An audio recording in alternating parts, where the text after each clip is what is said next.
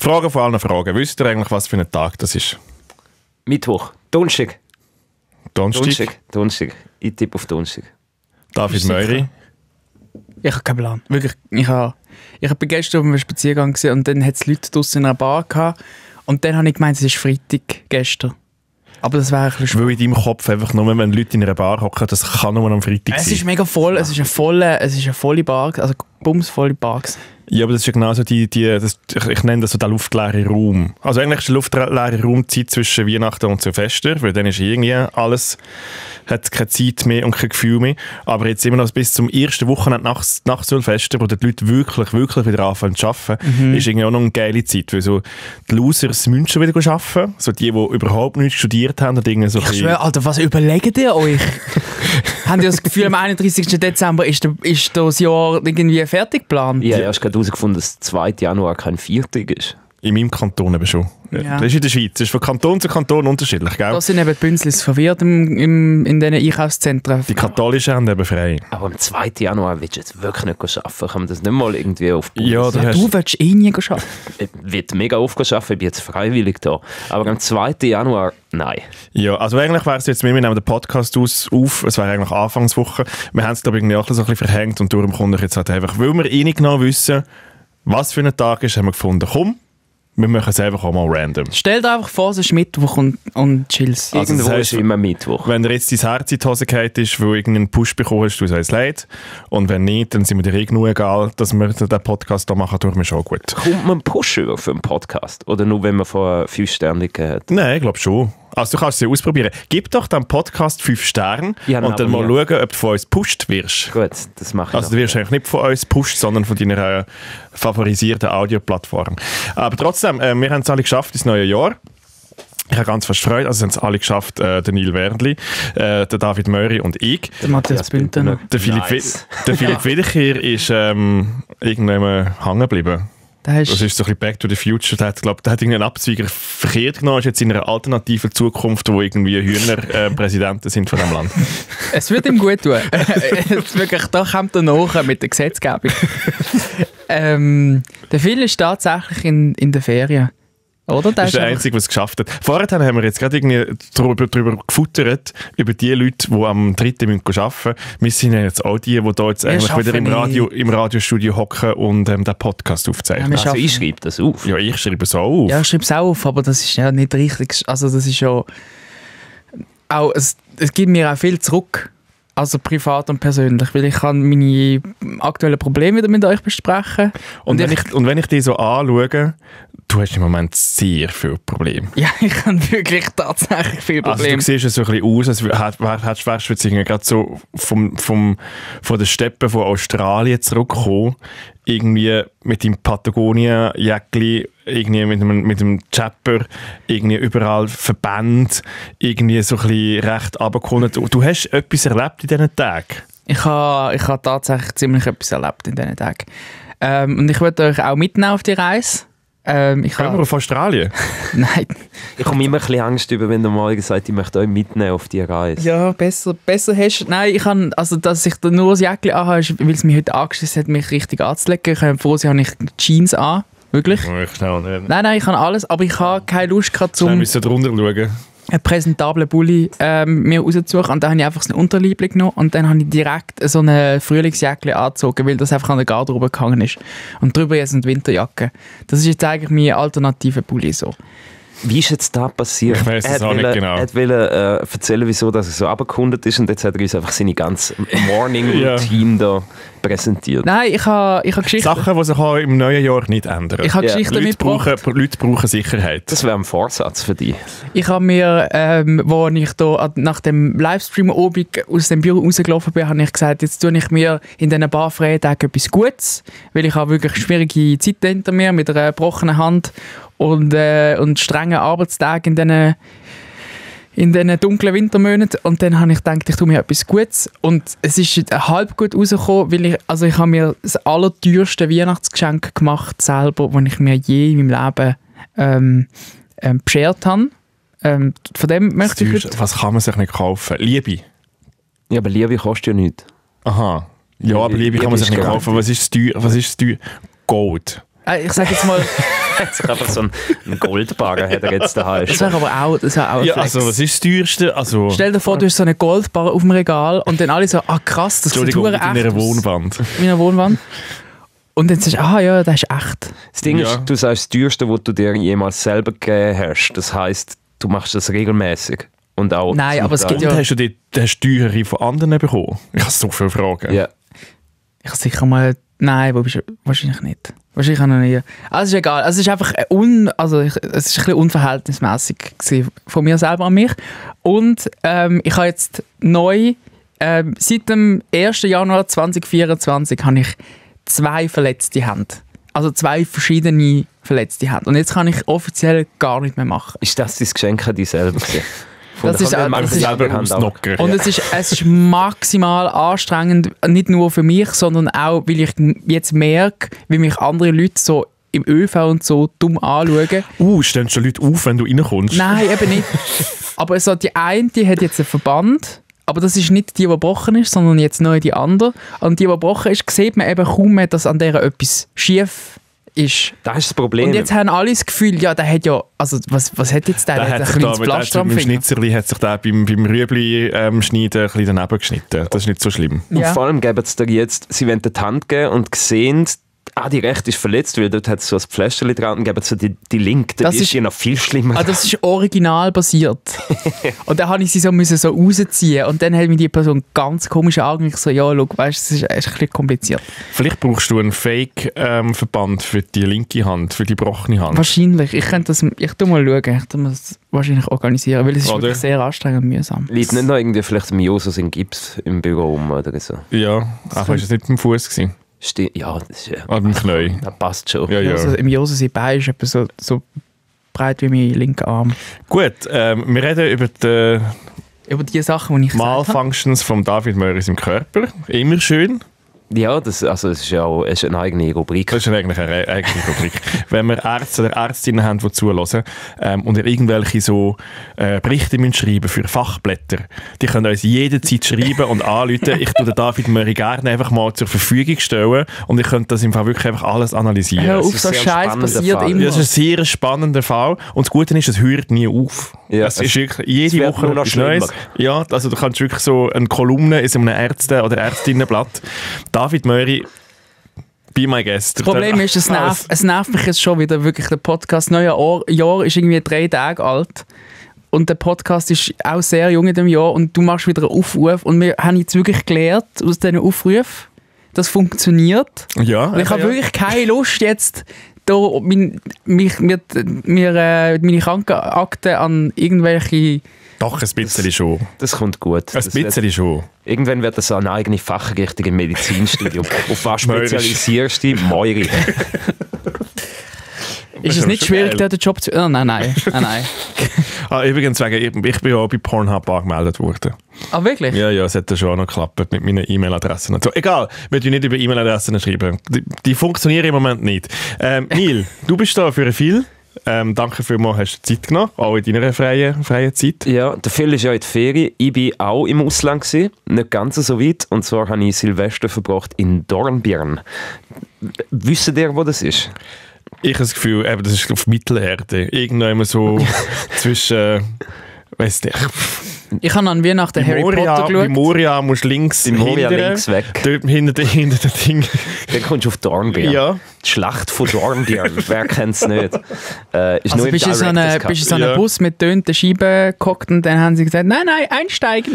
Also was macht man dort? Die Überlegung war, Silvester mal nicht in Zürich verbringen, Ja. sondern irgendwie in Macht die mega Provinz raus. Ja, so sagst du halt in den gleichen 3 Bars wie immer. Genau. Und dann haben ich und ein paar Kolleginnen und meine Frau haben gefunden, komm, wir gehen jetzt ins Giet raus und dann sind wir auf Dornbirn gekommen, das ist im Vorarlberg, wirklich 5 Meter hinter der Grenze. Hinter der österreichischen Grenze. Die Grenze von Moria. Ich wollte sagen, kannst du noch schnell sagen, wo Vorarlberg ist, Alter? Das Vorarlberg, das ist einfach Österreich links. Und ich bin näher davon aufgewachsen, darum habe ich gewusst, ja komm, das ist easy und das ist ein bisschen abgekundet, aber trotzdem jetzt nicht völlig ab vom Schuss. Nehmen wir das Airbnb. Das tönt nach Neil Währendli. Das ist einfach eine Beschreibung. Kannst du noch sagen, wie das Dorf aussieht? Es ist nicht wahnsinnig schön, aber es ist... Ja, nein, ich will jetzt nicht den Vorarlberger in einen Karren fahren. Aber auf jeden Fall, ich habe mich dort sehr fremd gefühlt, aus verschiedenen Gründen.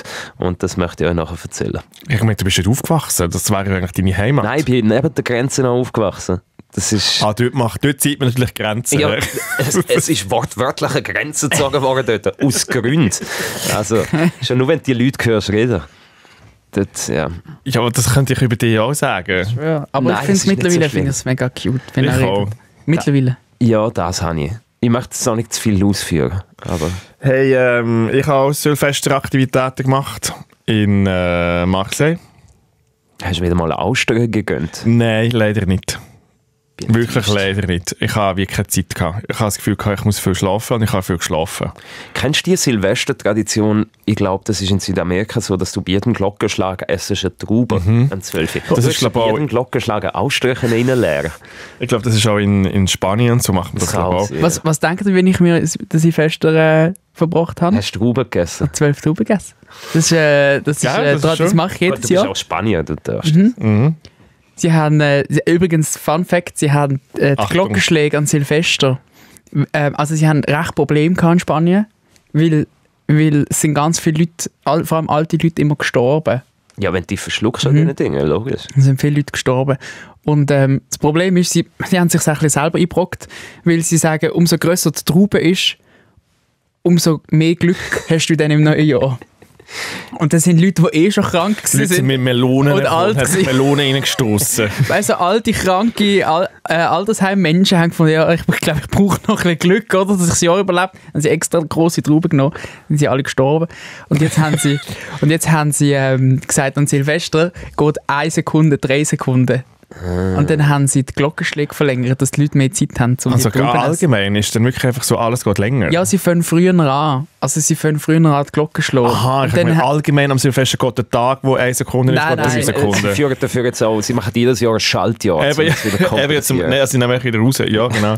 Nein, das ist wirklich eine Tradition und wir verfolgen das eigentlich relativ strikt. Und dann ist eigentlich bei mir das Silvester immer so, dass ich daheim im Fernsehen sitze und dann auf Madrid Ich wollte noch ein kleines Update, wollte ich noch, bevor wir hier anfangen.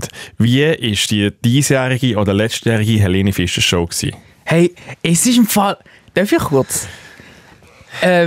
Ich habe Also du bist schon wieder outet, dass du Helene Fischer geschaut hast an Weihnachten. Ich habe es schon blamed, bevor das überhaupt passiert ist. Jetzt haben wir sogar den Beweis, dass es wirklich auch geschaut Ah hast. ja, sicher.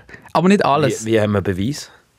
Dass es geschaut, ja, weil er jetzt da grosse Katze ich meine, erzählt du davon. hast schon gewusst, dass er Nein, also Ich ich ha- habe wirklich einfach wie angenommen, dass er es geschaut hat und habe so wie gewusst, okay, es ist, fair. ja. Ja. Wir haben etwa eine halbe Stunde haben wir reingeschaltet und es ist gerade eine sehr interessante Section drin vorgekommen in Warte, dieser ich muss Show. mich am Tisch festhalten, mega interessant. Ja, es ist Und jetzt witzig wirklich mega gewesen, etwas weil- interessantes Moment. Es gibt, also es ist plötzlich, wir haben eingeschaltet und dann ist sie auf so einer Couch gewesen mit einem Badmantel und dann hat sie so ein iPad in der Hand gehabt. Nein. Und dann hat sie so verschiedene Tasten gedrückt und dann hat sie eine Taste gedrückt, dann hat Helene Fischer Klon drauf geheißen.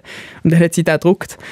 Und dann ist plötzlich eine zweite Helene Fischer auf die Bühne gekommen. Ja, Und wie haben sie das gemacht? Und es ist da, ich Und habe dann dann bist du von das ist deinem mega Sofa witzig daheim bist du gewesen. aufgestanden und du hast den Fernseher angeschrauben, weil du es fast nicht hast können Nein, glauben. es gibt zwei! es ist wie beim WM-Finale, ist das für dich gewesen? Nein, es ist mega witzig gewesen, weil es ist Hast du müssen lachen? Hast du müssen mit deiner Hand auf den Schenkel klopfen? Ah, darum ist die Verletzung passiert. ich habe schon Du hast einmal fest- müssen giggeln. Nein, der Gag war, es war ein Stand-up-Comedian, der als Skill hat, die Helene Fischer zu parodieren. Und sie haben einfach keine Stell Kosten. dir vor, das ist der Skill von deinem Leben. Sie macht mal wirklich böse Kohle mit dem. Und dann haben sie keine Kosten und Mühe gescheut, um sie wirklich zu der Helene Fischer zu machen, mit wirklich Haaren, die wirklich genau gleich ausgesehen haben und Make-up und irgendwie so ein Show-Outfit. Und dann hat sie eigentlich live neben der Helene Fischer sie parodiert. Aber weißt du, so ohne Blatt vors Maul nehmen und so, sondern wirklich so auch ein bisschen die Sachen, die an ihren Nerven. Und wie hast du noch gewusst, welches die echt ist? Ja, das habe ich eine Zeit lang wirklich nicht mehr genau gewusst. Vielleicht haben sie es nach der Sendung vertauscht und jetzt so doppelte Lottchen. Am Schluss haben sie So ist es bei der Avril Lavigne passiert. Ja. Die ist ja Am Schluss Schon haben sie in die zusammen Richtung. gesungen. und das ist das Highlight gewesen eigentlich. Und dann habe ich gefunden, schau, ich habe genug gesehen, Helene Fischer, jetzt kann ich gut ins Bett. Besser wird es nicht mehr. Besser wird es nicht mehr. Nein, es ist wirklich, Und dann bist du am 10 von 9 ins Bett. die Parts sind im Fall unter anderem auch auf TikTok recht abgegangen, wo dann die zwei auf der Bühne gestanden sind. Ich war viel auf TikTok gewesen. Ich habe keinen einzigen Helene Fischer Content gesehen. Also, aber ja, schön, es hat schön. Kannst du mal bei mir reinschauen? Aber wenn wir schon beim Standardprogramm sind, wie ist denn das Jahr Dinner for One gewesen? Das habe ich nicht geschaut. Also. Nein, das habe Ich auch nicht. Ich denke, das gehört bei dir ganz klar zum Nein, wir haben einen Film. Standardrepertoire. Wir haben einen Film geschaut und dann ist irgendwie am 20:12 ist der Film fertig gewesen und dann haben wir gerade Television Espanol angestellt und die zwei komischen Moderatoren, wo sie halb nackt ist, weil sie so ein Kleid anhat wie im Hochsommer und er irgendwie einen pinken Anzug. Aber um 20:12 haben die ja schon die Hälfte der Glockenschläge verpasst. Ja, es ist schnell gegangen. In 10 Minuten sind also schnell gegangen. Haben sich einfach kurz auf Teneriffa geschaltet. Ja, also so Gut, so gut. Ich freue mich ganz fest auf den heutigen Podcast. Das ist der Debriefing-Podcast. Das habe ich glaube schon halbwegs schon gesagt. Heute mit dem Neil Werndli, mit dem David Möri und mit mir. Matthias Und Binter. ich sage es gerne nochmal, wenn du uns gerne hast, dann du uns bitte liken und kommentieren auf all deinen Audioplattformen, weil das kann man ja auch. Neil, das weißt du ja. Du bist eigentlich ja in Charge, was heute alles reinkommt. Das Kommentieren, du musst aber die von Hand freischalten und ich vergesse das ab und zu. Aber was mich verdammt nervt, ist, du kannst nicht wieder antworten. Das heisst, es nützt gar nichts. Die Leute stellen dort Fragen. Ja, aber und wir ich lesen es ja. Wir tun sie nachher auf der Redaktion diskutieren. Wie oft lesen die? Ich lese es immer. Ich komme immer ein Wirklich? E-Mail über und dann tue ich es dir einmal weiterleiten. Die Das auf Spotify? Ja. Selbstverständlich. Ist das auch? Ja. Also gut. Ja. Könnt ihr uns zuspammen? Also, ich weiss nicht, was du da gehst. Wir machen unseren Job und wir nehmen unseren Job ernst. Wenn du es nicht machst, ist es dein Ich Problem. habe das sehr ernst genommen, weil ich Ja. habe manchmal nicht Standardfragen, sondern eine spezifische Frage rein tun. habe ich auch gesehen, Wenn ich den herzig. Podcast nicht höre, also keine Zeit habe, um den zu hören, dann kann ich auch keine Frage. Ja, aber rein jetzt bist du tun. ja wieder da. Ja, das mache ich jetzt. Sehr aber. gut. Jetzt Also. ist es Q&A. Gut, 5 Sterne rausjassen, empfehlen und im Neil noch ein paar Fragen beantworten. Würdest du 5 Sterne geben, Neil, wenn du jetzt könntest? Ich glaube, 5 Sterne ist dann gerade ein bisschen... Gut, Matt, du kannst... Also vier. gut. Also gut, let's go. 4,8. Debriefing. 404. 3 Dullis, viel zu tun, 0 Bock. David Möri, Ja. du und dein geschändete Körper. Ja. Du bist ja der Jüngste. Du bist also nicht der Jüngste vom Team, aber ich glaube, so in dieser Runde bist du der Jüngste und wirst gerne als junger Mensch angeschaut. Du bist vital, du tust Velo fahren, du gehst da mit jetzt auch nicht irgendwelchen Brettern irgendwie auf 4000er Ruhe. Du bist ein aktiver, junger Mensch, der Ja. im Leben innen steht mit Saft, Witz und Charme. Und jetzt das. Mir ist das alles geraubt worden. Du bist ein gebrochener Mir ist alter alles- Mann, der daheim auf dem Sofa Helene Fischer schaut, am Silvester Filme schaut und sich irgendwelche Trauben in die Fresse stopft. Was ist passiert mit dem jungen, dynamischen David Möri? Das ganz grosse Problem ist, amigs habe ich das Gefühl, ich bin intelligenter, als ich tatsächlich bin. Und ich glaube, das ist mein Hauptproblem, das ist mein grösster Gegner. Ich überschätze mich meistens. Und dann passieren Unfälle. Und es hat mich dann mit der Zeit hat es mich angeschissen, so halb einhändig zu leben. Da habe ich für mich entschieden, ich brauche wieder beide Hände. Einfach so. Egal, was alle Ärzte und Ärztinnen sagen, ich weiß es besser. Nein, jetzt nicht. Eben. So grundsätzlich weiss ich es ja nicht besser, aber ich habe das Gefühl, ich spüre meinen Körper und was die Ärzte ja nicht wissen, die sagen ja einfach immer, schau, du musst jetzt so und du musst jetzt stillheben und darfst nicht belasten und so.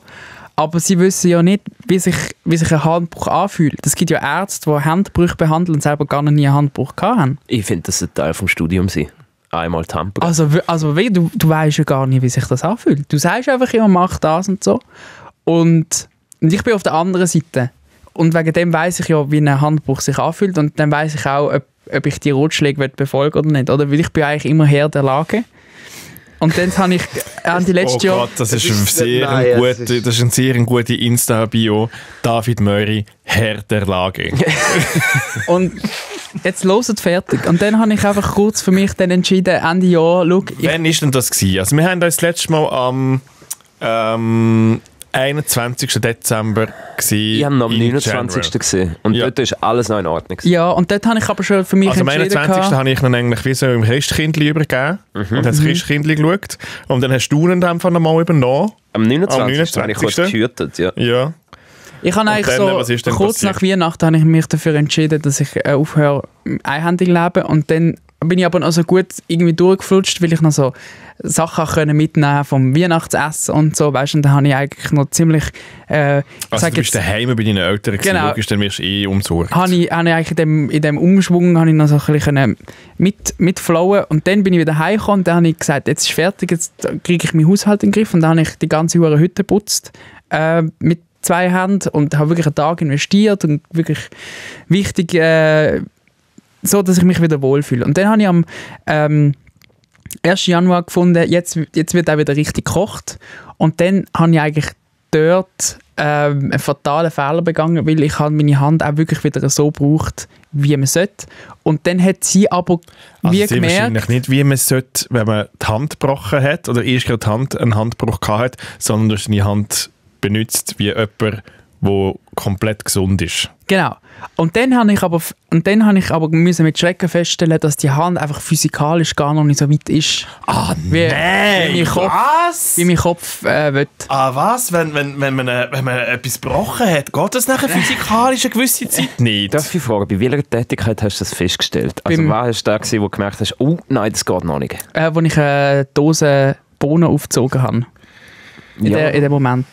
Und dann hat meine linke Hand einfach gefunden, nein, ich habe jetzt die Dose nicht mehr. Und die rechte hat gefunden, doch, ich ziehe noch. Und dann ist der scharfe Rand vom Dosendeckel in meinen rechten Ringfinger hat sich die quasi reingebohrt. Wow. Ja. Also du bist einfach wirklich so langsam, so wie meine Großeltern, wo sie noch gelebt haben. Es kommt in meinen Zeitpunkt, wo man sie einfach wirklich nicht mehr allein lassen kann. Ja, aber im Fall Dosen sind gefährlich. Das hat meine Mutter auch gesagt mit 12. Aber an das habe ich wirklich, das sagst du einfach den Kindern, ja, Achtung, Dosen, das ist gefährlich. Nein, ich habe ein bisschen Angst vor Dosen. Das sind schon, also, dass da noch niemand ein gescheites System erfunden hat. Also ja, aber Dosen sind schon auch gut. Ja, also das ist schon gut. Ja also komm schon, kann man das nicht irgendwie so lösen, dass du nicht eigentlich einfach eine Rasierklinge in der Hand hast? Ja, vielleicht wird da so ein bisschen die Intelligenz der Menschen getestet. Also gut, morgen hat der Test nicht bestanden. Ja. Definitiv nicht bestanden. Und was ist denn passiert? Ja, da bin ich in einer Blutlache gestanden. Und es ist mir alles runtergelaufen. Hat es so im Impuls so rausgespritzt? Nein, der Impuls zum Glück nicht. Ist der Finger noch dran? Er ist noch dran. Das Problem ist, es ist nicht so ein langer Schnitt, aber es ist ein breiter Schnitt. Also es ist wirklich so, du hast wirklich reingesehen. Was hast du mit dieser Dose gemacht? Bist du noch gegusselt? Ich weiss es nicht, es hat einfach höllisch weh gemacht. Es hat einfach mehr weh gemacht, als dort, wo ich die Hand gebrochen habe. Es hat wirklich mehr weh gemacht. Und dann haben wir das so irgendwie notdürftig verbunden und so mit Gasen und so im Rest Verband, den ich noch von der anderen Hand hatte. Praktisch. Ja, und dann habe ich den einfach sein gelassen, einen Tag, und dann bin ich so... Also was, du hast es einfach sein gelassen? Du hast einen Schnitt mit Blutlachen und allem und dann hast du aus David Meurer wieder entschieden, ja, das ist schon gut. Ich habe gesagt, ich gehe jetzt nicht schon wieder in Notfall. Aber nicht schon wieder. Aber ich einfach gar keinen Bock hatte. Und dann habe ich das... Die hätten sie ja dort langsam kennt, das wäre super. Ja, eben, das ist das grosse Problem. Das ist der mit dem ersten Skibruch vom Jahr. Ja, und jetzt ist dann der erste Dosenbruch vom Jahr. Du wusstest, der 1. Januar gewesen. Was ist der 1. Januar? Ja, eben, ja. Siehst du, hast schon 2 von 3 hast schon gemacht. Nein, ich habe mir die Zeit gerne geschaut, drückt das Blut durch den ganzen Verband und wenn nein, dann wird nicht ein Notfall gegangen. Und es ist tatsächlich, eine Schicht hat gehabt. Die äußerste Schicht ist weiss geblieben. Und dann habe ich gefunden, ja, dann ist das in dem Fall gut. Und dann habe ich am nächsten Tag ein schlechtes Gewissen gehabt, weil ich dachte, vielleicht hätte ich gleich schnell gehen. Ja, aber dann hast du auch nicht müssen gehen, dann kannst du nicht mehr nähen, das Zeug. Dann musst du relativ schnell. Ja, und dann habe ich aber am darauffolgenden Tag habe ich Therapie gehabt für meine Hand. Und sie, die das macht, die ist auch ausgebildet auf Wundversorgung. Und dann habe ich... Die hat das Meugi-Studium gemacht. Die hat das Meugi-Studium absolviert. Das ist wirklich so. Es ist Möri zertifiziert. Morgen IFZ, ja. Ich fühle mich wirklich wohl dort, weil es ist... Logisch, ja, sie hat ja das Möri-Studium gemacht. Also ich werde rundum versorgt. Und dann habe ich dort meine Übungen und Zeug und Sachen gemacht und dann habe ich gesagt, ja, ich habe noch eine andere Frage. Du hast das nicht als erstes gefragt. Nein, ich Du habe hast gedacht, ich zuerst schaue mal... deine Handübungen gemacht und Ja. dann... Ja. Und dann habe ich, dann hat sie mir da den Verband aufgeschnitten und dann hat sie geschaut und gesagt, ja, ich könnte Ihnen das hier schon noch gut verbinden, wenn Sie wollen. Und dann habe ich gewusst, gut, ja, in dem Fall ist es schon noch nötig. Und dann hat sie mir das professionell desinfiziert und richtig verbunden. Und jetzt bin ich da mit meinem professionell verarzteten Finger. Wie einsatzfähig sind denn jetzt deine Hände? Also kannst du jetzt noch weniger machen. Was kannst du überhaupt noch? Also das einzige Problem ist wirklich Wasser. Das funktioniert nicht. Also ich kann wirklich nicht mehr abwaschen, weil die eine Hand kann das Zeug nicht heben und die andere Hand darf nicht nass werden. Und sonst kann ich eigentlich, ich sage jetzt von der Kraft her, ist die rechte Hand noch mehr oder weniger rum. Ja. Einfach einzelne Bewegungen kann ich nicht machen, weil sonst zieht es mir die Wunde wieder auf. Ja, Stichwort Einweggeschirr. Ja, ich Jetzt kaufe machst du einfach so ein bisschen Campingferien bei dir daheim. Machen wir eine Campingparty. ich mache wirklich, ich nehme jetzt noch von Chips. Aber so duschen und so geht, oder musst du wirklich schon langsam die Spitex holen? Die Dusche geht, aber ich muss mir einen Plastiksack um beide Hände? nein, nur noch um den mit den Fingern.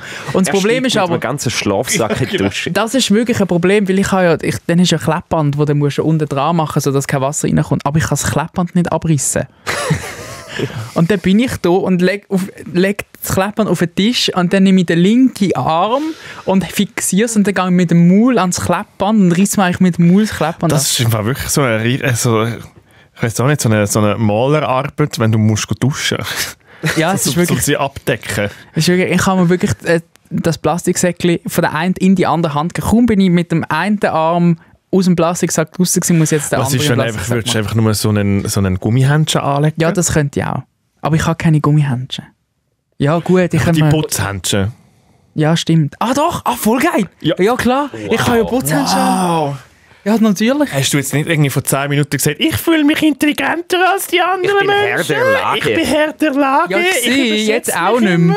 Jetzt natürlich auch nicht mehr. Also, jetzt bin ich wieder das wäre mega einfach, so in ein Gummihändchen reinschleifen. Das kann man ja mal... Das kann man ja wohl noch einhändig. Ja. Oder einfach auch so mega... Das kannst... Ich habe gestern geduscht, das heisst, heute muss ich vielleicht nicht unbedingt.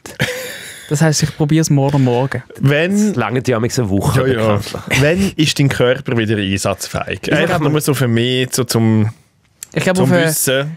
Also sehr wahrscheinlich gibt es bei dir noch den Hattrick und du tust irgendwie noch etwas aufschlitzen. Ich mache mir ein bisschen Sorgen. Wirklich die nächste Staffel nur mit Helm im Büro.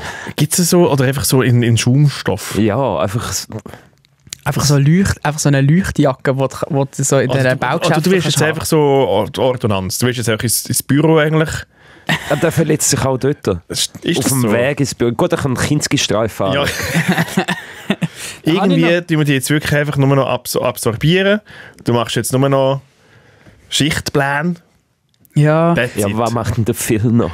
Ja, egal. Aber das ist mir wichtiger, gerade, dass der einfach wie so versorgt ist für das nächste halbe Jahr, sich nicht weh macht, dass einfach auch alles mal sauber verhält. Weil so ist halt immer, weißt du, schleppst du es mit. Da ist immer irgendwie etwas nachher drin. Das ist wie so ein altes Auto, wo nachher dann plötzlich irgendwie komplett auseinandergeht. Also falls nichts mehr passiert, sollte jetzt wirklich nichts mehr passieren, wäre ich auf dem Festival Sommer wieder parat. Wäre ich dann wieder ready. Mit allem? Mit beiden Händen. Aber kannst du mir bitte einfach versprechen, dass du dich jetzt endlich mal, und das sagen wir dir schon seit ewig, nicht überschätzt und einfach mal chillst? Ja, ich chill jetzt, glaube ich. Das Ding ist, weißt, die Sachen sind ja alle passiert nicht auf Arbeitszeit. Ja. Das sind ja nicht Arbeitsunfälle. Stimmt, ja. Also es nützt nichts, wenn man da ins Büro verfrachtet. Ah ja, stimmt. Müssen wir daheim einfach noch anketten? Ja. Nein, sogar wenn er daheim ist, verletzt er sich ja an einer Dose. Das nächste Mal schneidet er sich die Hauptschlagader damit auf und das ist gar nicht gut. Müssen wir irgendeinen Plan machen, dass er so jede Woche einfach zu jemandem einzieht? Ja. Frag mal, wie es war am Schluss, das Essen. Frag mal. Deine Bohnen essen? Ja, frag mal. Deine Blutwurst, die du gemacht hast. Senior, würde ich sagen. Es war super, super fein. Du hast ihn noch gegessen? Ja, am Schluss. Es ist wirklich trümmelig, weil ich mich so auf dem Sofa liege. Bist du jemand, der Blut sieht? Oder kann schauen? Es gibt ja Leute, die so überhaupt nicht... Das eigene schon. Das eigene ist easy. Aber das von anderen finde ich auch ein bisschen grusig. Ja, der weiß ja nicht... Ja, aber ja. Eigentlich weißt du schon. Nicht, ob das super ist. Ja. Komm, mach den Satz fertig. Ob es sauber ist. Ja, nein, du solltest ja wirklich nicht Blut von Fremden in die Nähe von dir bekommen. Also das könnte wirklich nicht Also, du kennst Blutspender. Ja, das ist jetzt im safen Rahmen. Das ist wie mit Kaugummi rummachen. Was? Blutspenden ist, da wird es ja noch einmal kurz gecheckt. Und das ist wie wenn du rummachst und vorher Kaugummi nimmst. Dann ist es auch. Das ist genau das Gleiche. Das ist etwas gleich. Ja, safe. Das ist schon etwas gleich. Ah, du meinst, weil du hast vorhin gesagt, ummachen mit Kaugummi. Ich denke, du meinst, dass du während dem Ummachen noch einen Kaugummi im Mund hast. Nein. Weißt du, wie wenn du in den zuerst Tumbler Kaugummi. noch einen Tennisball reinrührst, damit das Zeug ordentlich durchschüttelt. Ja, dass es Machst du flauschig das? ist. Nein, das habe ich aber erst letztens gelernt. Die haben mich gefragt, wieso mein Zeug nicht trocken wird. Dann hat jemand gesagt, Tennisball rein. Und? Das noch nicht ausprobiert. Ich kann mir vorstellen, dass es bringt. Neil muss zuerst mal Sportläden googeln Ich muss zuerst mal herausfinden, wieder was es ist. wischen. Zuerst mal eine Wäsche machen. Ja, David Möri, ich bin Ja. not amused. Schau, ich gebe mir Mühe, ich gebe dir nächste Woche ein Update, wie das alles Du daherkommt. gibst dir überhaupt nicht Mühe. Jetzt wieder. Nächste Gib mir jetzt Woche ist wieder der Mühe. Fuß. Zuerst der linke und dann der rechte. Du bist wirklich schon bei 2 von 4 bei der Gliedmasse. Nein, ich will nicht. Ich will wenigstens laufen. Es ist, glaube ich, chilliger, nicht können Sachen mit den Händen machen, als nicht können laufen. Hey, ich habe wie nicht. Ich habe noch nie so viele Sachen kaputt gehabt wie du und ich habe das Knick gebrochen. Von dem her, du bist jetzt wirklich.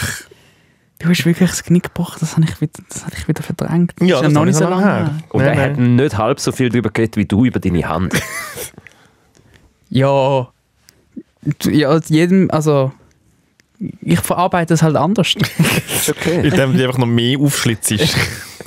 Erzählt doch ihr jetzt von euren Festtagen. Ich habe jetzt hier erzählt von meinen Ja, Fiestas. du hast sehr gute Fiestas gehabt. Ja. Ich glaube überhaupt nicht. Ja, die gute Geschichte kommt nämlich noch. Stimmt, mit dem sehr teuren Weihnachtsgeschenk, aber das das du dir selber gemacht Erzähl ich hast. später. Gehen wir doch nach Mittelerde. Nach Mittelerde. Wir können ja eigentlich als Überleitung, wir sind ja uns an Weihnachten noch begegnet. Hey, ich habe das hier aufgeschrieben. Ich habe gedacht, ich würde das nachher nach dem Ding erzählen, aber ich kann so wie jetzt erzählen. Jetzt hast du natürlich auch schon den Plot-Twist schon im David Möri schon erzählt.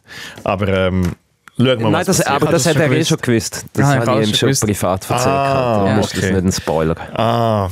Immer die privaten Gespräche. Aber gegen da. aussen ist es halt ein Spoiler. Wir Das müssen stimmt, die hat die Geschichte ruiniert. Die haben Du hast euch jetzt eigentlich getroffen schon- an Weihnachten, Alter. Wie kann das statt? Haben die gleichen Eltern, oder was? Hey, nein, das Ding war schon, das habe ich ja hier auch erzählt, oder respektive im letzten Podcast habe ich das Gefühl gehabt, hey, ich tue Weihnachten mal in einer fremden Stadt feiern und mal schauen, wie das sich mit mir so ein bisschen, was das macht. Und dann bist du auch auf Mittelerde. Dann bist du auch am Zürich Und dann Hafen bin ich in die Wand auch so, hineingesäckelt. da bin ich auch so, das Gleis 934 bin ich gesäckelt. 31, 32, das ist eben gleich 934, schwierig dort zu zwischen finden. ihnen musst du in die Pfosten säckeln und dann kommst du in den Zug, der dich auf St. Gallen bringt.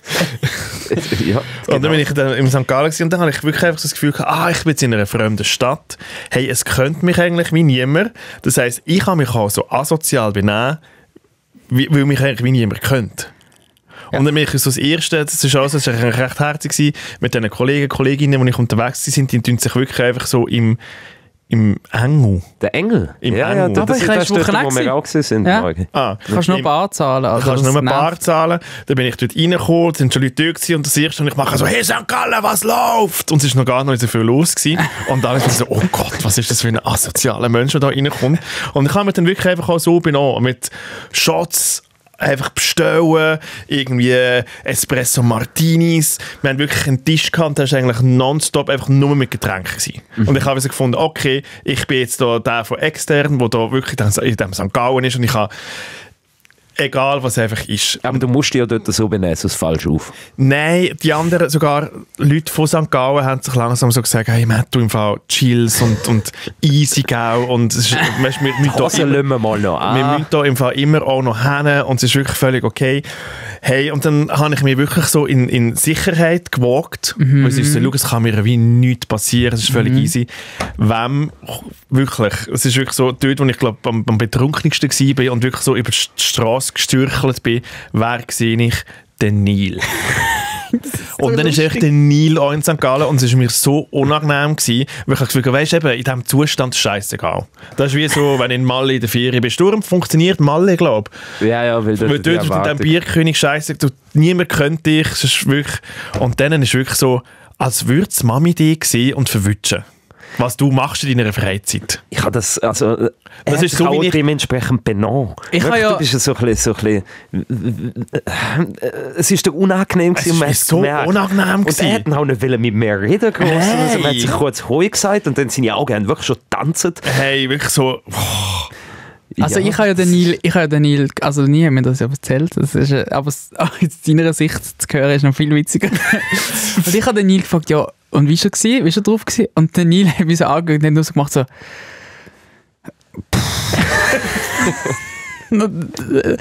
Ja, es ist wirklich... Und ich habe es nachher noch eine Stunde probiert zu durch. Wir sind wirklich am gleichen Ort Das gewesen. sind 10 Minuten gewesen. Dann bist du tschüss. Nein, also wir haben noch tanzen, noch ein grosses Bier genommen und so noch irgendwie. Und dann habe ich die Eis so gesagt, okay, ich muss jetzt gehen, ich muss jetzt heim. Und dann hat mich wirklich auch so eine Kollegin von mir, hat mich nachher dann wie mit dem Taxi heim. Also zum Glück haben die so gefunden, ja komm.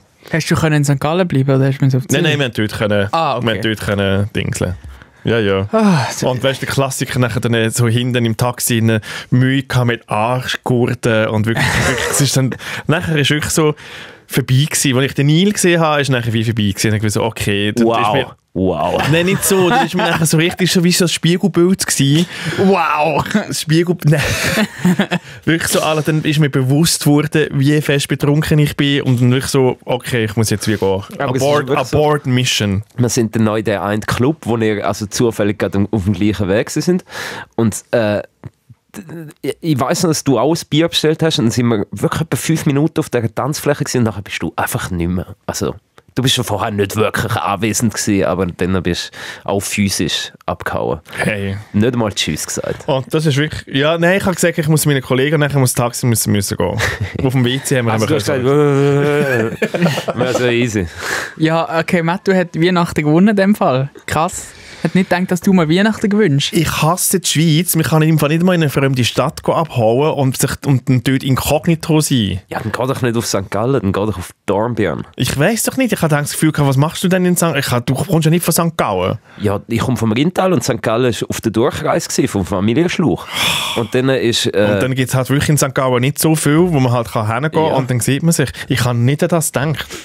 Und du hast mir aber auch nichts gesagt. Ich habe ja da gross rausplagagert, ich gehe am 24. auf St. Gallen. Das habe ich wirklich nicht gewusst. Im Fall. Ja, das irgendwie du bist in diesem Livestream innen und hast Kameras geschaltet, wo ich das dort 1:1 erzählt habe. Das stimmt. Ich habe den Podcast heute Morgen nachgelassen und dort ist mir aufgefallen. Aber ich muss...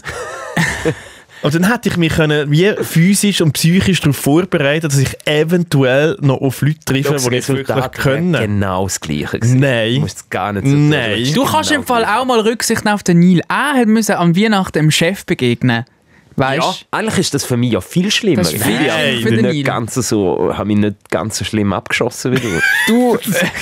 Du stellst dich da jetzt als Opfer an. Ich bin der. Es war einfach sehr unangenehm gewesen für mich, ja. Ja, ich sehe den Punkt, aber es ist auch sehr unangenehm Auf meiner für Seite den war es Neil. unangenehmer gewesen als für ihn. Aber wem wärst du jetzt lieber begegnet? Mir oder deinem Chef?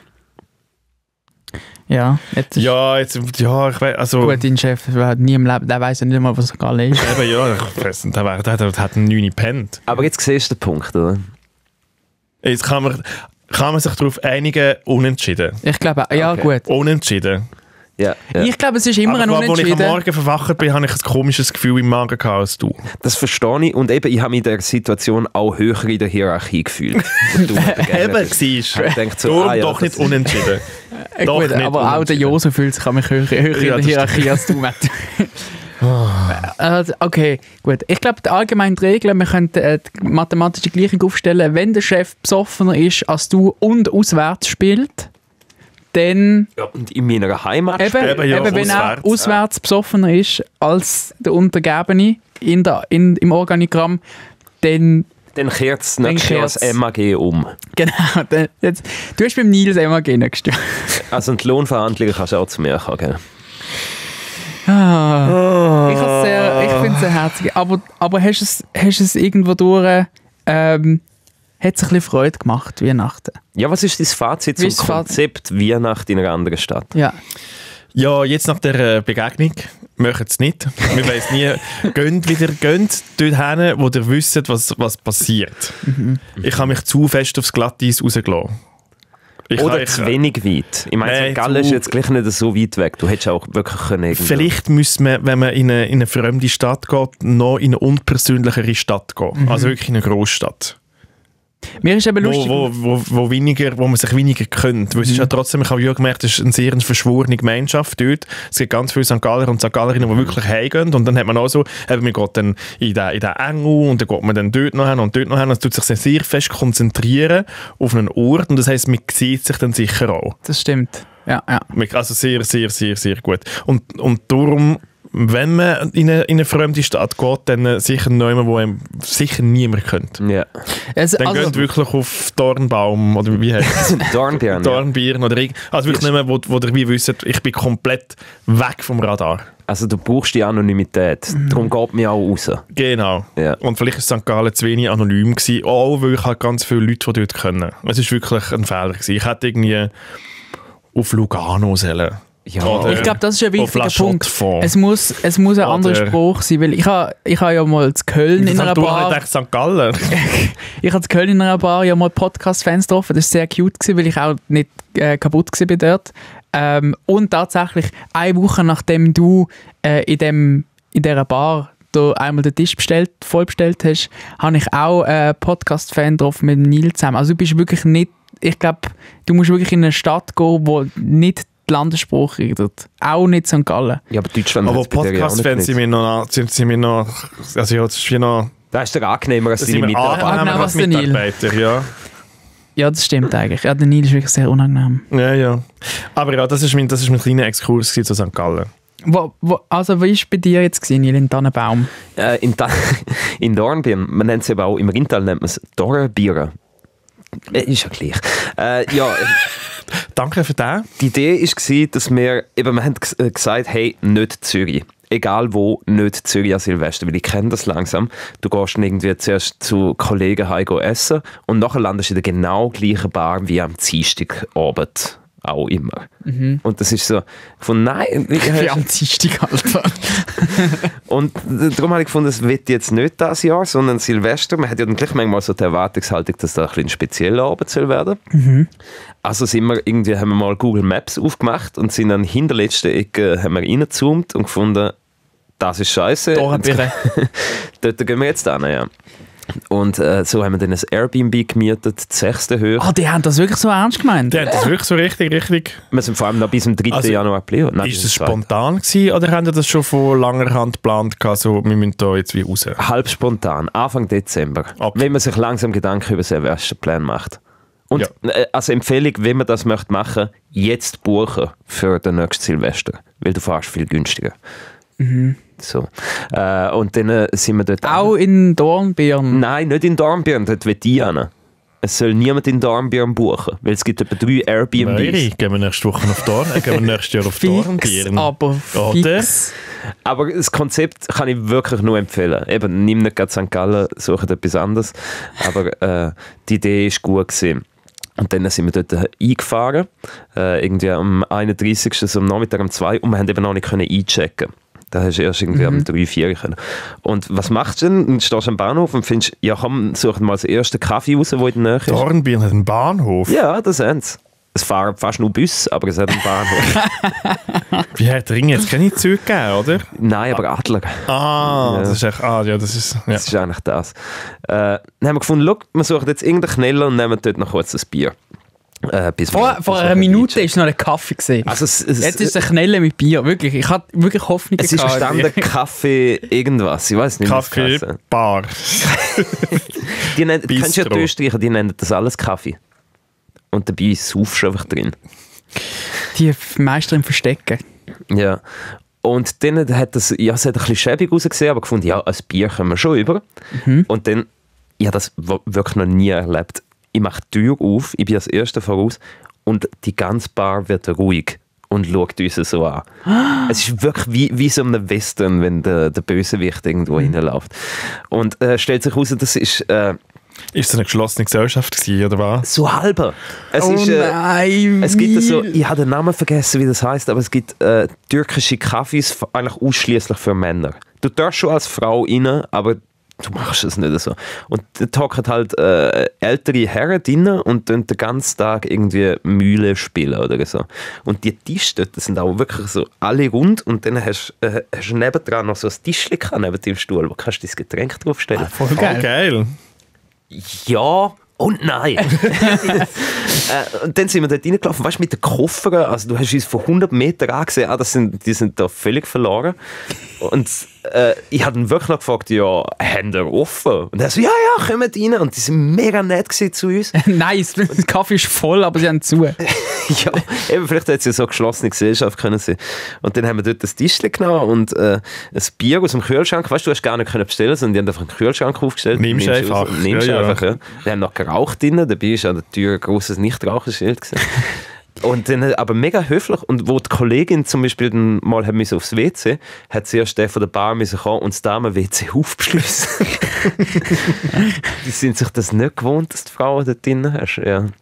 Voll cute. Dornbirn ist recht sympathisch bis jetzt. Ja, das ist der Anfang gewesen, wo ich schon gedacht habe, Gott, wo sind wir da gelandet? Und was aber sehr, ich spule jetzt ein bisschen vorwärts, zu Silvester selber, da sind wir in irgendeinem Club in Dornbirn, der einzige gute Club ist im Wald raus. Was? Es hat einen Club? Ja, es hat einen Club. In Dorn? Wie gross ist Dornbirn? Das hat, glaube ich, schon, ich sage jetzt einfach mal etwas, 20'000. Ah, das ist eine Stadt? Fühlt sich so an, das ist so gross wie Alten. Das fühlt sich so an, als würden dort 500 Seelen wohnen. Und was wäre das irgendwie mega so ländlich und es hat so ein paar Kühe und so ein bisschen, weiss nicht, irgendwie so...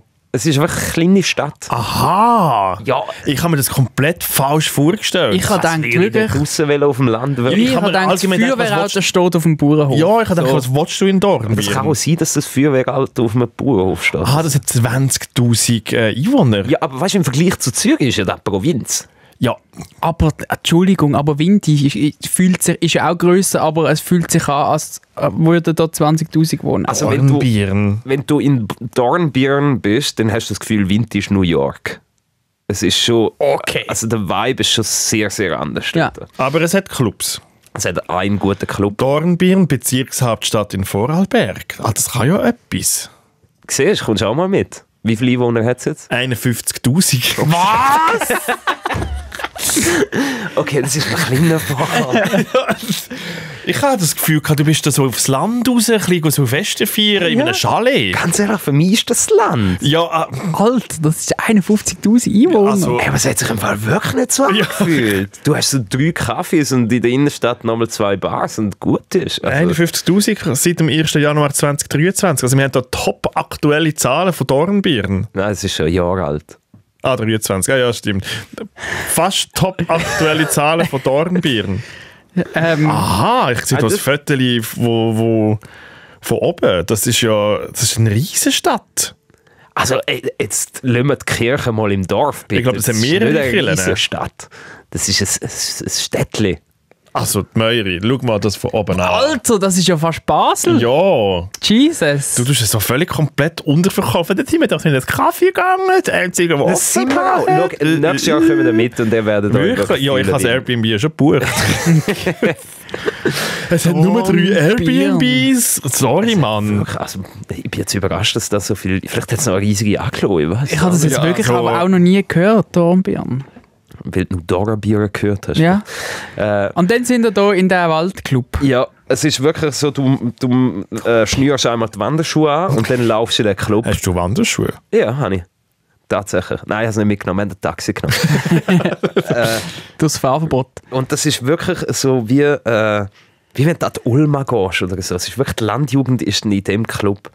Und es gibt auch wie kein Alterslimit, weder nach oben noch nach runter. Also es ist einfach jede und jede sind dort. Alle sind dort, ja. Ja. Und wirklich so ein paar, wo du das Gefühl hast, also, dürfen die ja schon da sein. Also da würde ich nochmal auf den Ausweis schauen.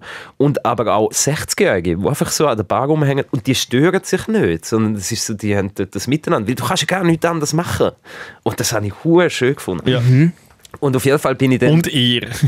Ja, und mehr. Nein, wir sind gerade so der Durchschnitt gewesen. Das Hat super jemand gefragt, woher kommen denn dir? Ja, das haben recht viel gefragt, wie man gehört es halt im Dialekt. Mehr nicht so extrem, aber bei den Zürcher Kollegen haben wir das gut gehört. Ja. Schon der Türsteher. Und alle hatten gesagt, also wenn ich in Zürich wohnen würde, würde ich auch nicht da nachkommen. Ja. Aber es gibt einen sehr guten Grund, um dort hinzugehen. Das war nämlich mein Highlight gewesen. Ich bin nach der Bar. Das Bier hat nur 2 Euro gekostet. Hey, warte kurz. Ich könnte dich einfach zugehen. Hey, grosser Grund, was es gibt, nicht hinzugehen. Billiger Schnaps. Es ist wirklich krass. Also ich gehe an die Bar und sage ein Wodka Red Bull und ein grosses Bier. Alter, bist du 12? Ja, ist nicht beides für mich gewesen. Und der so 12 Euro. Und ich so, ja, aber noch ein Bier dazu. Ja. Und er so, nein, 12 Euro. Und ich hab wirklich nicht können glauben, da zahlst du ja bei uns, da kommst du nicht mal den Drink über bei uns. Und ein Shot hat irgendwie 1 Euro oder 1,50 Euro oder so gekostet. Und hey, also ich habe mich dort gefühlt, das wäre irgendwie... Schlaraffenland. Ja, ich bin 5 vor Austern bestellt. Es ist der Dream. Und dementsprechend haben wir dann halt reingestellt. Jetzt weißt du, wie es mir in St. Gallen gegangen ist. So günstig ist es aber. Ja doch, aber St. Gallen ist schon noch ein Stück günstiger. Ja. Das merkst du aber schon auch. Der andere hat sich in Dornbirn für irgendwie ein Sackgeld hat er sich die Lampe gefüllt. Ja, also 30 Euro und du bist hagelvoll. Und nachher hat man dann auch so abgezahlt. Ja, das hat es auch gemacht. Also DJs sind ein bisschen wack gewesen. Das ist nicht so... Ein bisschen David Guetta. Ja, David geil, aber schon ein Vibe. Also, ja. Bravo Hits. Bravo Hits Party. Einmal durchgelassen. Hätte ich jetzt nicht gebraucht. Und weißt du, es hat zum Beispiel noch einen Fotoautomat gehabt und so alles, was du kennst, wenn du auf dem Land gehst. Yeah. Ich bin überrascht, es hat noch Karaoke gegeben oder so.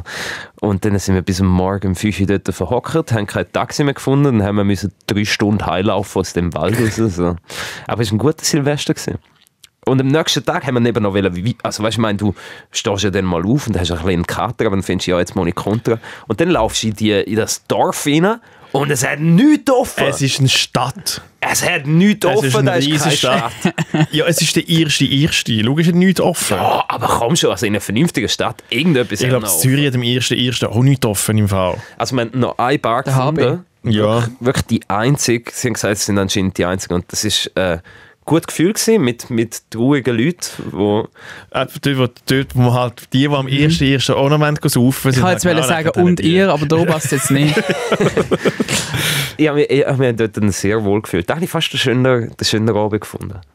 Ah, das sind dann den ganzen Abend dann wieder in dieser Bar. Wir sind um 4 Uhr dort rein und glaube um 11 Uhr, wo sie dann zugemacht haben, haben wir Frittierte Chicken Wings reingestellt. Frittierte Chicken Wings hat es gegeben. Ja, aha. Also nein, wir haben Chicken Nuggets gehabt. Ah, scheiße. Aber Falsch das geredet. ist, hey, es ist wirklich ein Vibe gewesen. Also jetzt wo ich es so erzähle, ist es sehr, sehr schön gewesen. Man fühlt so ein bisschen wie im Ausland halt. Schau, Du bist ja im Ausland. Wäre jetzt das, was du alles erzählt hast, ein Text in einem Reisekatalog? Ich würde buchen. Oder? Ich würde im Fall auch Ich würd buchen. Ich würde es im Fall das glaube auch nehmen. Ich würde da jetzt... Und dann ein schönes Foto vom Club und von dem komischen Kaffee am Ja. Anfang und vom Ja. Bahnhof. Ich wäre Ja, dabei. das Kaffee kannst du weglassen, glaube ich, vom Bar. Nein, Aber das ist meine der Frage Vibe. ist, habt ihr euch vorbereitet auf Dornbirn? Oder habt ihr nur so gesagt, schau, wir gehen mal dort hin und dann schauen wir, was passiert? Oder habt ihr schon gewisse Recherchen angestellt, um wie wissen, hey, wohin könnte man denn Es ist gehen? spannend, dass du fragst. Wir haben auf TikTok Dornbirn eingegeben. Man hat gefragt, ob du dich vorbereitet hast. Nein, und dort hat es wirklich so cute, irgendein lokales Medium hat so Strassenumfragen gemacht, so, wo gibt es den besten Kaffee in Dornbirn? Und dann haben wir gesagt, also ja, du hast gleich etwas erfahren, wir sind nicht das Kaffee auch noch gegangen.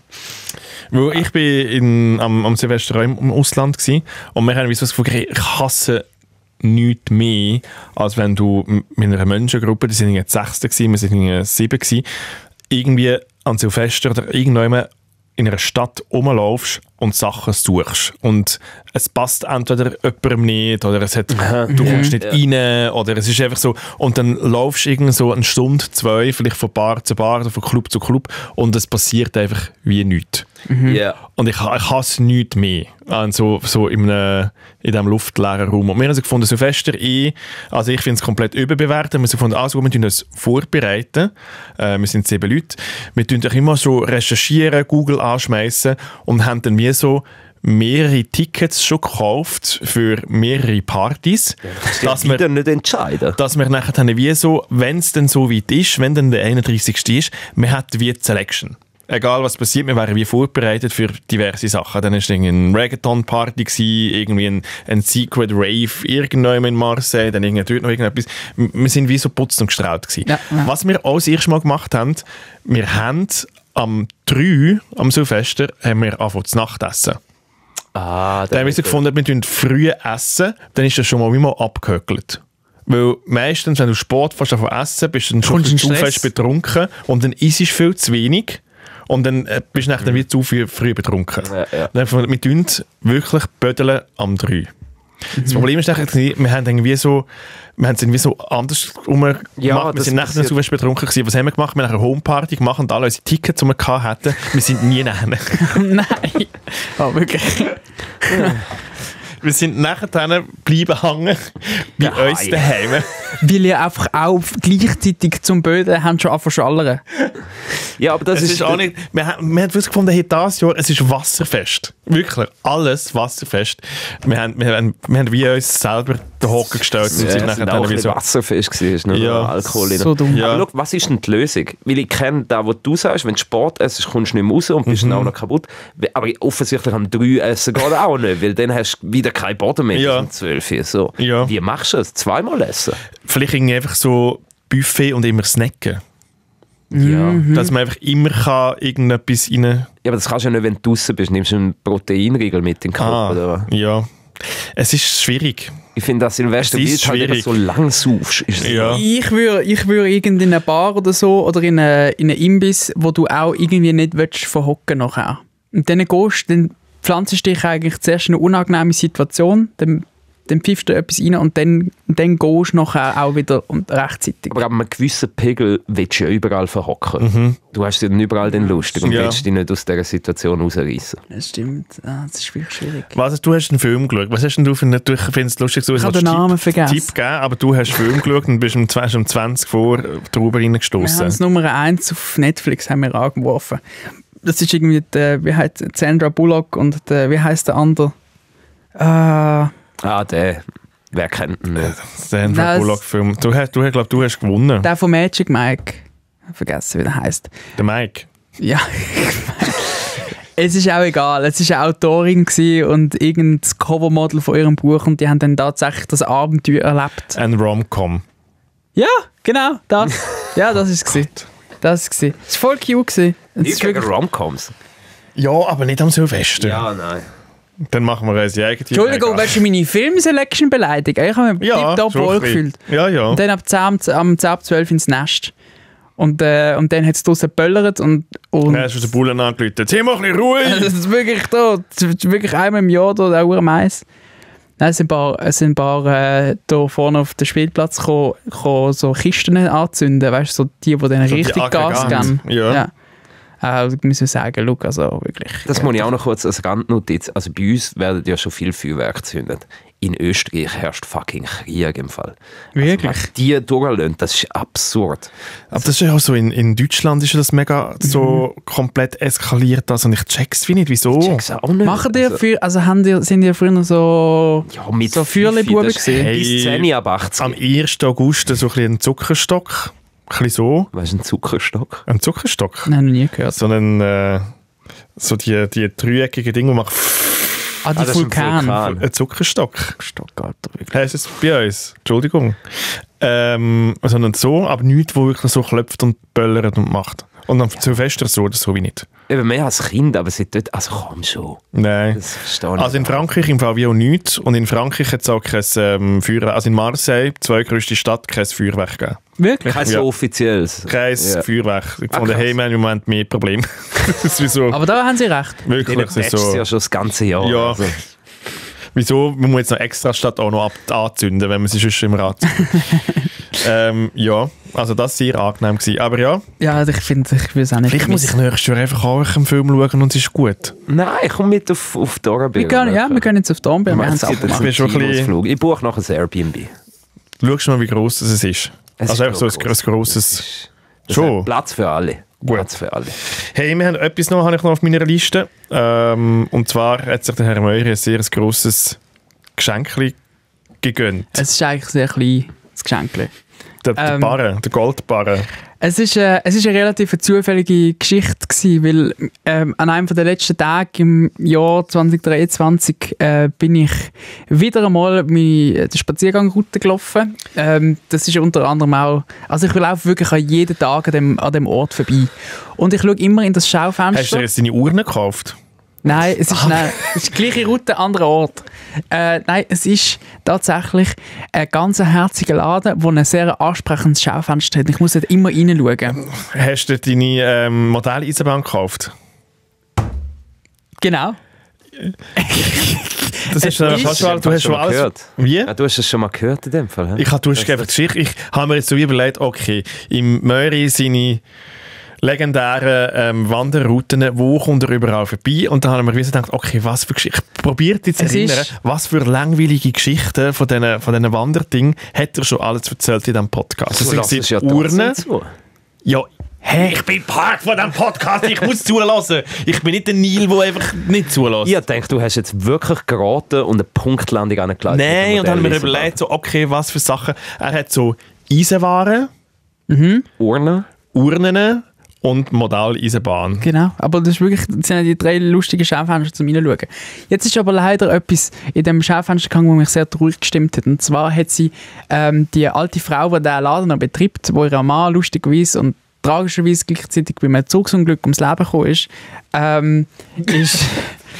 das ist jetzt Ironie. Es ist Ironie, es ist überhaupt keine Ironie. Im Nil, sein Gesicht ist jetzt wirklich komplett, und ich bleibe im Zugsjargon, entgleist. Also das ist wirklich... Nein, aber ich habe deine Augen noch nie so weit aufgerissen gesehen. Aber sorry, wie jetzt. Ich denke, ich kann nicht lachen jetzt, aber es ist, also komm schon, es ist einfach lustig. Es ist schon witzig. Also wenn wirklich... Es tut mir wahnsinnig leid, aber der Lebensmittelpunkt von so einem Modelleisenbahndler und dann macht er einmal die große Deutschlandreise und dann nimmt es einfach in einem massiven Zugsunglück. Das ist schon auch wirklich ein bisschen witzig. Es ist etwas gleich wie der Erfinder vom Segway, der beim Segway-Unfall gestorben ist. Ja, aber das ist doch eigentlich, man stirbt dort bei dem, wo man am liebsten macht. Eigentlich ist es ja vielleicht... Das ist mega glücklich. Er sehr happy gewesen mit seinem Tod. Ja. Der Nil an einer Bar und du... Stromschlag, das haben wir schon lange diskutiert. Stimmt, ja. Auf jeden Fall hat jetzt die alte Dame, die dann den Laden allein noch weitergeführt hat jetzt irgendwie mit 104 Jahren hat sie müssen sagen, schau, jetzt ist fertig. Und jetzt hat sie ins Schaufenster hat sie gesehen, letzte Tage, alles muss raus. Und ich so, oh mein Gott, das ist so herzig und so traurig gleichzeitig, weil ich laufe immer an dem Laden vorbei und ich schaue und es gibt mir so viel und da habe ich gefunden, jetzt gehe ich in den Laden rein. Also wie, es gibt dir so viel. Ich finde das mega herzig, wie da die kleinen Zügel rumfahren und dann irgendwie, und das ist voll krass. Gibt es dir viel emotional oder gibt es dir viel aus kleinen Buben, die Zügel fahren, wie geil finden und alles das technische Ein bisschen beides. Ja, nein, so emotional ist so eher so, du hast mega Respekt für die alte Frau, die das noch macht, aber so, es gibt dir viel so, du gehst schauen und schaust diesen Zügeln zu. Ja, das. Eben. Ja. Dann gibt es dir rein egoistisch etwas viel. Ich will das andere verstehen. Ja, eben, ich will das andere verstehen. Und da habe ich finde es aber auch respektvoll, also nein, ich habe grossen Respekt vor ihrer Tätigkeit, weil sie das so lange noch durchgezogen hat. Und es ist wirklich, wenn du allein Laden führst, dann musst du ja immer dort sein, das ist ja krass. Und irgendwann hängt dir doch das zum Hals aus. Und sie hat es einfach durchgezogen. Und dann habe ich gefunden, ich nehme jetzt mir ein ganz kleines Stückchen Schaufenster und nehme ich zu mir in meine Wohnwand heim. Schaufenster eingeschlagen. Und dann hast du einen Stein geschossen. Und dann bin ich in den Laden rein und dann hat sie mega Freude gehabt, dass ich vorbeikomme und ihr Sohn ist noch dort und so. Und dann habe ich dann gesagt, haben Sie vielleicht... Also du bist da reingekommen und er sagt «Hallo!» Ja, genau. Und den letzten Tag viel Glück. Und, nein, das habe ich auch gesagt. Aber dann habe ich gefunden, ich möchte gerne etwas, wo mir irgendwie auch irgendwie noch ein bisschen die Stadt reinholt. Da habe ich zuerst gefragt, ob sie vielleicht so einen Modellbus hat, weil wir hier in der Stadt viel Bus fahren und mich da überall anbringen und denkt, wäre doch cool, so einen Bus. Und dann hat sie gesagt, den hat sie leider nicht mehr. Den hat sie noch gar nicht mehr bestellt. Und dann habe ich gefragt, vielleicht haben sie ja ein Tramli, weil das brauche ich auch viel. Und dann hat sie gesagt, ja, das hat sie noch. Und zwar gerade im Schaufenster, schauen Sie das Tramli. Und dann war das so ein altes, blau-weißes Zürich-Tramli mit Wagen hinten dran. Und ich so, das nehme ich. Das will ich jetzt haben. Und dann hat sie gesagt, ja gut, dann ist ihr Sohn dann aufs Schaufenster knüppeln und dann hat sie gesagt, du, weißt du, weil es der letzte Tag ist, kannst du auch gerade die ganze Dekoration noch haben. Und dann hat sie mir wollen, so eine Haushälfte schenken. So eine Modellhaushälfte. Ich so, ja, aber das kann ich wirklich nicht brauchen. Ich so, doch, nimm's. Ich so, nein, ich kann das wirklich nicht. Und ich so, nein, ich nehme wirklich einfach nur das Trämmchen. Und dann hat sie gesagt, gut, also auch gut. Und dann hat sie mir das Einpacken gemacht und so. Und dann hat sie mir gesagt, was sie denn haben will, das Tram. Ich weiss es leider schon, darum möchte ich, aber lass dich den Matthew mal raten. Also es ist sehr wahrscheinlich, also ich stelle mir die Situation so vor, es war ein absolut horrender Preis gewesen. Und sie haben noch draufgeschlagen, weil sie gefunden hat, der zocken wir jetzt noch. Ich glaube auch, weil ich jetzt die halbe Haushälfte nicht genommen habe. Ich hätte im Fall wie so extra noch etwas draufgelegt.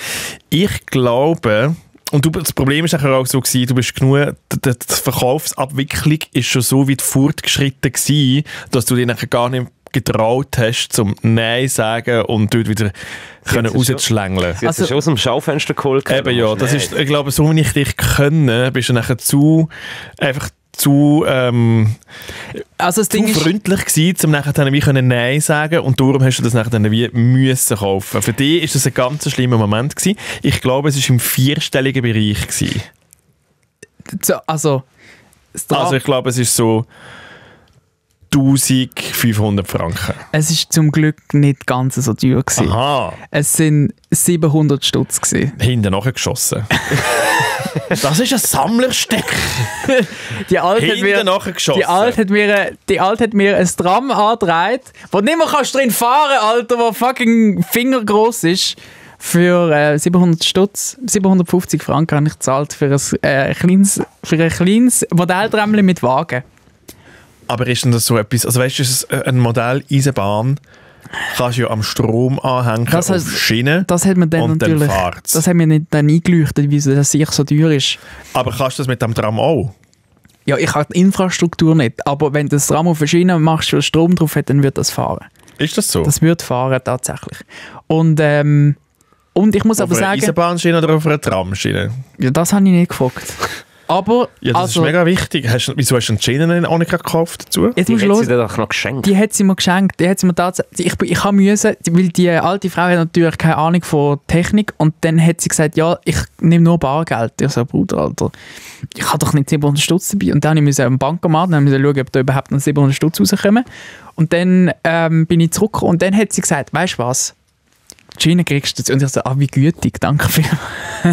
Und dann hat sie mir noch so 2 Schienenelemente dazu gegeben, wo ich es also draufstellen 2 Schienenelemente?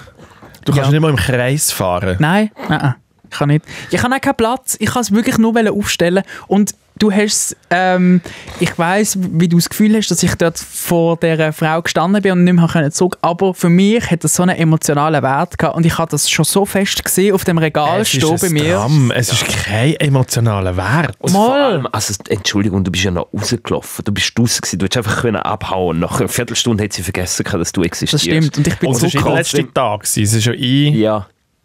Ich wollte das haben auf meinem, und es sieht wunderschön aus in meiner Wohnwand. Du tust jetzt so, aber eigentlich, wo du mir die Geschichte zuerst mal erzählt hast, ist es genauso gewesen, wie du das vorher beschrieben hast. Ich habe wirklich Freude. Jetzt hast du Freude in diesem Moment. Come on! Es ist genau das Gleiche, wo der Penner mit mir ins Coop ist, einkaufen in Uerlikon.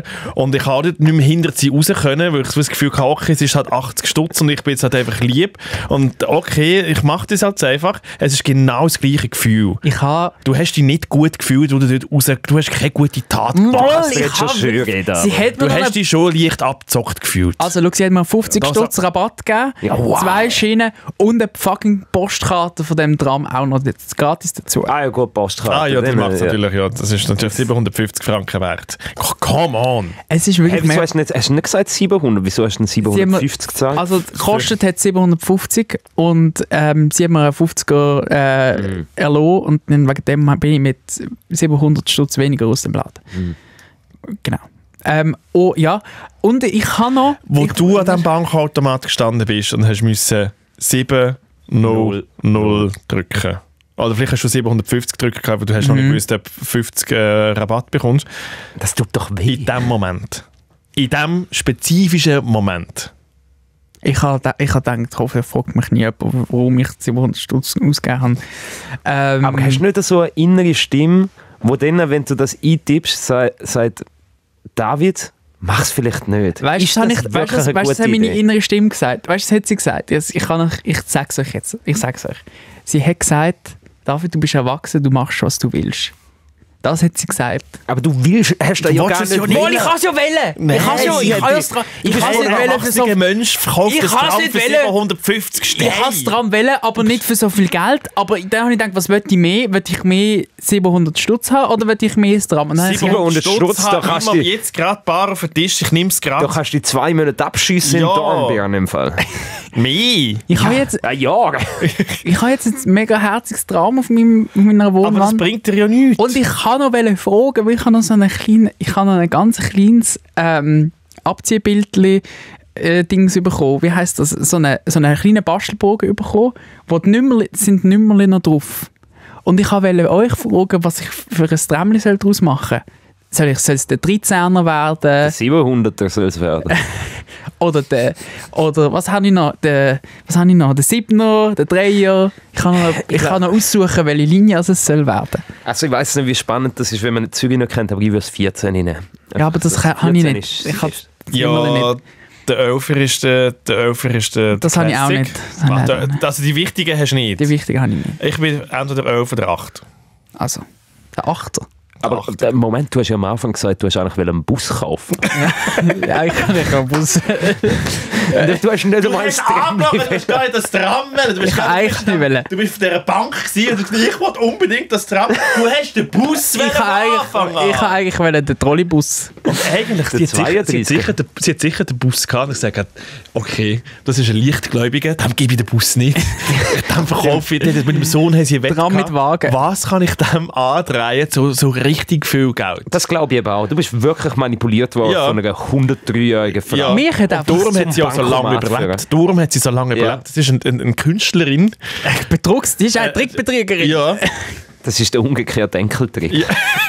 Ich frage bei der VBZ dran Betrieb. Ich muss dich noch fragen, ob man da ein Jahresabo gratis noch dazu bekommt. 20 Stutz über im VBZ-Shop. Ja. Mich hat vor allem erstaunt, es gibt doch so viele Bünzli-Nerds, die so Modelleisen, so creepy Keller haben mit so komischen Modelleisenbahnen.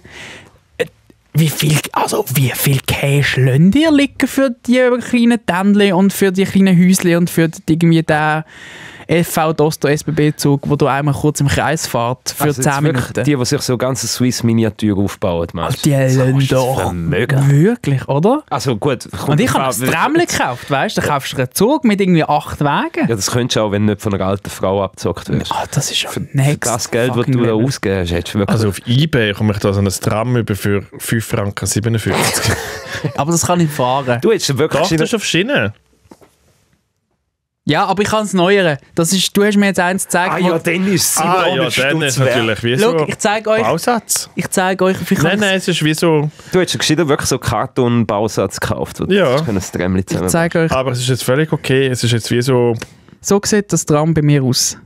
Ja, ich kann sie nicht mehr zurückbringen. Die ist jetzt über alle Berge mit dem Geld. Ja. In welche Kamera muss ich es zeigen, dass es alle sehen gerade? Du musst gleichzeitig... Zeig es in die Kamera. Sehen wir das von hier? Vielleicht ja, schau, jetzt ist die andere auch bei dir. Jetzt ist es da. Das ist das Tram. Ich zeige es dir noch, Neil. Es sieht doch wunderhübsch aus. Es ist oder? Wieso steht dort hinten David Moiri? Das ist meine Startnummer vom Alpenbröwe. Ich habe gemeint, da hat sich einen Moiri-Bahnhof bauen. Nein, ja, das wäre cute. Auf jeden Fall ist das teuerste Weihnachtsgeschenk, das ich mir je gemacht habe. Und das steht bei mir jetzt in meiner Wohnwand und es ist völlig zufrieden. Und wartet noch auf sein Nummerchen. Und vielleicht habt ihr, wenn ihr aus Zürich kommt, auch noch einen Vorschlag. Und sonst schreibt doch einfach mal eure Lieblingstram- oder Buslinie. Vielleicht kann man ein eigenes Nummerchen machen. Mega. Ja, ich tue das als Frage beim Podcast. Ja. Aber ich möchte jetzt ganz ehrlich und bis 100% ehrlich auch zu dir selber. Ja. Bereust du es? Nein, ich bereue es mal wirklich nicht. Ich finde es immer noch... Vielleicht bereue ich es Mitte Jahr, wenn ich merke, so, ich habe kein Geld um ins Festival irgendwie noch das zweite Raclette zu kaufen. Mhm. Dann bereue ich es vielleicht dann. Du weißt, dass du mit diesen 700 Stutz hättest an 2,5 Festivals Tickets kaufen können. Und zwar alle Tage. Aber jetzt habe ich ja das Trämchen schon. Ich habe sicher noch Geld für das Festivalbillett. Bist du eigentlich du ein bisschen auf TikTok oder was machst du? Nein, ich bin gerade schon am schauen, ob es da einfach noch ein bisschen billiger noch kann. Hör auf, jetzt auch ein Tram kaufen, hör auf! Das jetzt wirklich da gibt es ja Busse. Ja, da Wenn du den gibt's 32er findest, den morgen gibt's nicht. Es gibt nur den 72er. 32er gibt es nicht. Falls ihr im Modellbaubusiness arbeitet, könnt ihr 32er machen, das wäre herzig. Gut, ja... Das wär's. Ich bin ein bisschen überfordert mit dieser Informationen, aber es ist gut gelaufen. Ich bin noch nicht fertig mit der Geschichte. Irgendwie. Ich Nein, glaub, das wird noch aber wir haben ja nächste Woche noch gesagt, wir werden den Podcast weitermachen. Wir können das schön in dieser Gruppe, können wir das nächste Woche noch mal ausdiskutieren. Soll ich noch einen Dämmli kaufen, dass es ein bisschen im Wald fährt? Ja, jetzt geht's los. Also, das war es mit dem Debriefing 404 Podcast. Fühlt ihr euch gedebrieft? Nein, aber nicht. noch nicht ganz. Ich glaube, das wird noch sich Monate hinwegziehen. Ja. Und vielleicht ist das der Anfang vom Ende. Ich glaube eben auch. Ich könnte so eine Schienenlandschaft bauen in der Wohnung, die dann so einmal rund um die Wohnung fährt. Ich habe wirklich so ein bisschen Angst, dass du machst dich körperlich kaputt und du ruinierst dich finanziell. Es ist wirklich so, es ist auf 2 Ebenen, sind so Sachen am Brennen. Irgendwie. Das ist einfach der Selbsthass. Und es ist wirklich so, es ist so ein bisschen sehr... Wieso der Unfallzahlversicherung? Ja, aber es ist trotzdem, das macht dich trotzdem kaputt. Mit dem Tremli hättest du gerade auch jemanden den Unfall selber zahlen wahrscheinlich. Wahrscheinlich, ja. Es ist ein mega schönes Tram. Ich wüsste, also es ist wirklich... Gut, wir hören uns nächste Woche. Danke vielmals. Bis nächste Woche. Debriefing.